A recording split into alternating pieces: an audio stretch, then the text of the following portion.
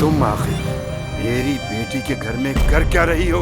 पहले मुझे ये बताओ। वो मेरी भी बेटी है। खामोश रहो। बाबा, मैं इनके हॉस्पिटल में काम करती हूँ। मैंने मजबूर किया था, मैंने ही बुलाया था अंतेप से। यानी इस वजह से तुमने वो जगह छोड़ी थी, हाँ? और तुमने इस दिन के लिए मुझसे झूठ बोला था।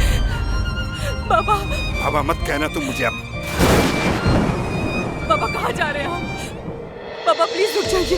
बाबा, तुम्हारा आज से कोई बाबा नहीं है। मैं आपका चेहरा नहीं देखना चाहती हूँ, मैं मर चुकी हूँ आपके लिए।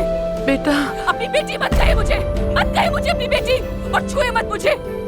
अपना हॉस्पिटल, अपनी जमीन ले ले और अपने सर पर बांध ले। मैं फामिया हॉस्पिटल नहीं चाहती थी। तो क्या चाहती है? मैं अपने पास चाहती थी। इस तरह चाहती है मुझे? चाहती थी, क्या चाहती है मुझे? पास रहो बेटा।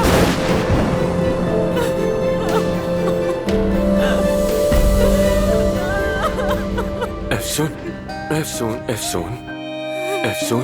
सब कुछ खत्म हो गया, बाबा चले गए।